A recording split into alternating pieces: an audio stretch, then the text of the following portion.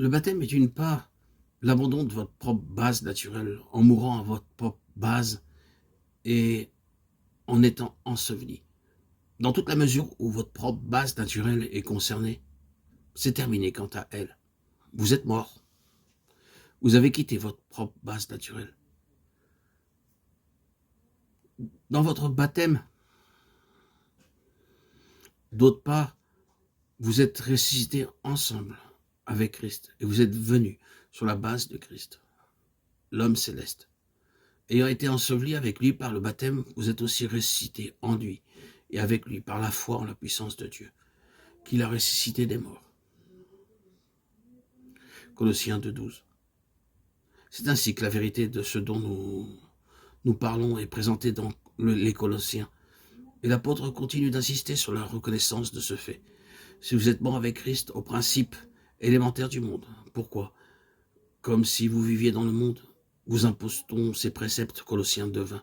Vous êtes mort. Vous êtes mort. Vous vous trouvez maintenant sur une autre base, celle de l'homme céleste. Dans la résurrection, vous avez été ressuscités ensemble avec Christ. Cherchez donc les choses d'en haut. Ce passage dit que vous êtes mort en ce qui concerne l'état d'esclavage par rapport au sabbat. Cela est tout à fait vrai en tant que chose légale, comme une partie d'un système légal qui vous est imposé. Vous êtes mort à cela, et vous n'êtes plus sous son esclavage.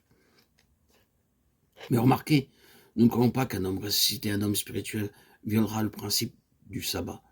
Nous ne croyons pas qu'un homme réellement spirituel fera cela.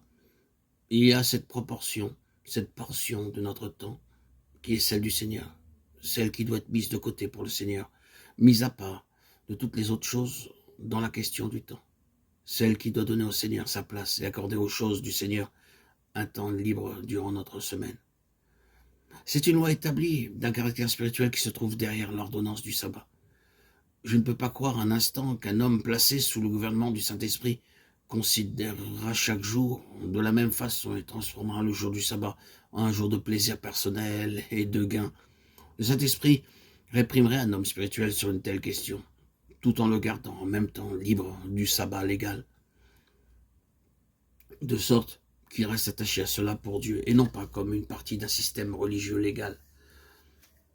Or, nous disons cela comme une parenthèse pour sauvegarder ce qui vient d'être exprimé, contre une conclusion injustifiée. Oh oui, je peux agir comme il me plaît, parce que je ne suis pas sous la loi. Conclura quelqu'un.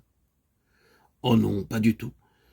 Dans la résurrection, nous pouvons avoir maintenant le Saint-Esprit sur la base de l'homme céleste. Nous serons maintenus, ajustés par le Seigneur dans ces questions.